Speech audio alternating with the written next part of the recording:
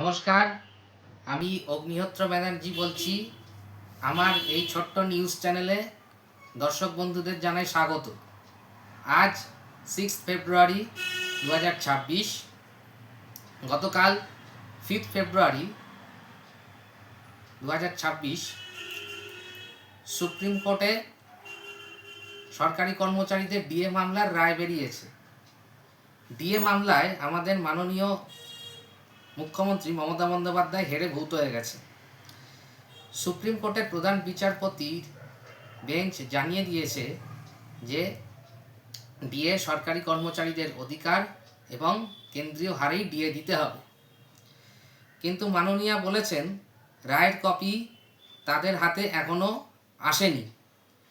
তিনি বলেছেন মুখ্য সচিব অর্থাৎ নন্দিনী চক্রবর্তীর নেতৃত্বে আমরা একটা কমিটি গঠন করছি, তারা এই বিষয়টা দেখবে। এই বিষয়ে আমাদের মুখ্যমন্ত্রী মাননীয়া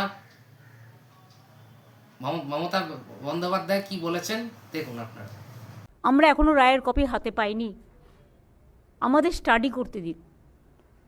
কারণ যে কমিটি এটা রায়টা দিয়েছে তাতে 3 জন সুপ্রিম কোর্টের জাজ ছিলেন আর একজন ছিলেন ক্যাগের, কিন্তু আমাদের ওয়েস্ট বেঙ্গল গভর্নমেন্টের কোনো রিপ্রেজেন্টেশন ছিল না। সেই জন্য আমরা এটা স্টাডি করে লয়ারদের সাথে কথা বলে আমরা অলরেডি একটা নেক্সট কোর্স অফ অ্যাকশানের জন্য একটা কমিটি তৈরি করেছি চিফ সেক্রেটারির নেতৃত্বে। তারা এটাকে স্টাডি করবে, রিভিউ করবে, এবং ওরা তো মে মাস বলেছে। তার আগে আমাদের 5 জনের কমিটি করে দেওয়া হয়েছে এবং তারা কথা বলে তারা যেভাবে বলবে আমরা সেভাবে চলব। কেন্দ্রীয় সরকারের সাথে রাজ্য সরকারের ডিএর ডিফারেন্স ছিল 40%, মাননীয়া দিচ্ছেন 4%। সুপ্রিম কোর্ট বলেছে আগামী 31শে মার্চের মধ্যে বকেয়া ডিএর 25% দিয়ে দিতে হবে, বাকি 75% মে মাসের মধ্যে মিটিয়ে দিতে হবে। উপরন্তু সুপ্রিম কোর্ট 4 জনের একটি কমিটি গঠন করেছে। তারা দেখবেন রাজ্য সরকার ঠিক মতন দিয়ে দিচ্ছে কিনা। সুপ্রিম কোর্টের ওয়েবসাইটে অলরেডি মামলার রায়ের কপি আপলোড করে দেওয়া হয়েছে, অথচ মমতা বন্দ্যোপাধ্যায় যে কেন সেটা দেখতে পাচ্ছেন না তা ভগবান জানে। তাই মূল মামলাকারী মলয় মুখোপাধ্যায়কে নিয়ে আইনজীবী ফিরদৌস শামীম গেলেন নবান্নে এবং মুখ্য সচিব ও অর্থ সচিব সবাইকে তিনি রায়ের কপি দিয়ে এলেন। এ ব্যাপারে কি ঘটেছে দেখুন আপনারা।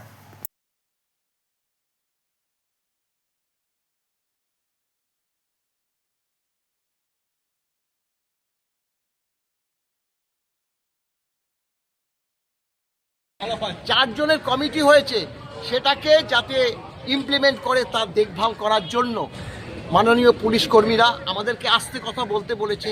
আজকে এই যে পুলিশ কর্মীরা আছে তারাও কিন্তু ডিএ পাবে। কেন এসছেন আজকে?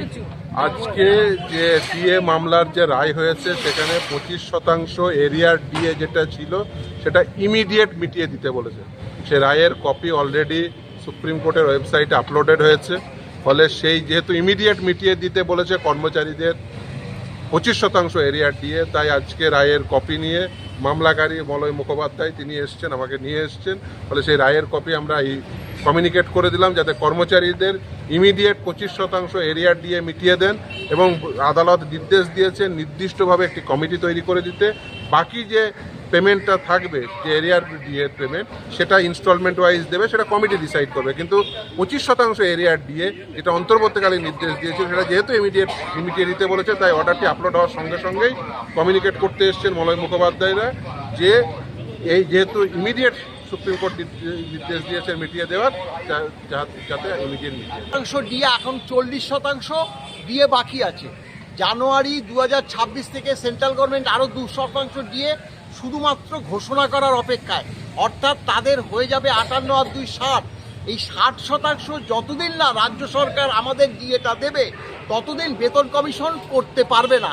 আজকে শুনলাম বেতন কমিশন করেছে, সপ্তম বেতন কমিশন। দেখুন, ঠিক আগে ষষ্ঠ বেতন কমিশন 15 সালের নভেম্বর মাসে করেছিল, কারণ 16 সালে বিধানসভা ইলেকশন ছিল। এবারও ঠিক সেম 26-এ ইলেকশন, এই 26-এ বেতন কমিশন করলো, তার ইমপ্লিমেন্ট হবে 30-এ। তাহলে এই বেতন কমিশনের মূল্যটা কি? তারা মমতা বন্দ্যোপাধ্যায়কে একেবারেই বিশ্বাস করতে পারলেন না। দেখে মনে হচ্ছে আমাদের রাজ্যে না আছে সংবিধান, না আছে দেশে আইন কানুন, কিছুই নেই। এভাবে এই রাজ্যটাকে যে কিভাবে আমরা বাঁচাতে পারবো, বোধহয় এই সরকারটাকে ফেলে দেওয়া ছাড়া আমাদের হাতে আর কোনো রাস্তা নেই। এটা কি সরকার চলছে, নাকি আমরা বসে বসে সার্কাস দেখছি? আপনারাই বলুন। শেষকালে বলি, এতে বা এই বাজেটে এই রাজ্যের সরকারি কর্মচারী বা পেনশনাররা কেউই খুশি নন।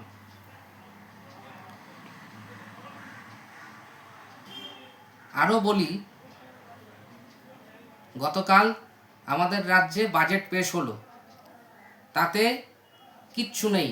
না আছে চাকরি বাকরির কথা, না আছে পরিকাঠামোগত উন্নয়ন, না আছে শিক্ষাগত উন্নতি, কিচ্ছু নেই।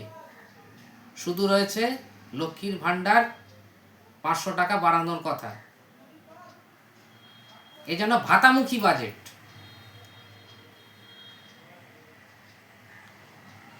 এ রাজ্যে মোট 3 কোটি মহিলা ভোটার রয়েছে। তার মধ্যে অন্তত 2 কোটি মহিলা ভোটার যদি ওনাকে ভোট দেন, তাহলে তিনি আবার ক্ষমতায় ফিরতে পারবেন, এটাই বোধহয় তিনি মনে করেন। 31শে মার্চের মধ্যে 11,000 কোটি টাকা দিয়ে দিতে হবে, অর্থাৎ বকেয়া ডিএর 25%। জানি না এসব কিভাবে সম্ভব। সুপ্রিম কোর্টের এই নির্দেশও বোধহয় মমতা বন্দ্যোপাধ্যায় মানবেন না। আপনারা কি মনে করেন? আপনাদের গুরুত্বপূর্ণ মতামত কমেন্ট বক্সে জানাবেন। ভালো লাগলে ভিডিওটি লাইক করবেন এবং বন্ধুবান্ধবদের মধ্যে প্রচুর পরিমাণে শেয়ার করবেন এবং আমার এই চ্যানেলটিকে অতি অবশ্যই সাবস্ক্রাইব করবেন। আপনারা খুব ভালো থাকবেন। দেখা হবে আপনাদের সাথে পরবর্তী ভিডিওতে। নমস্কার।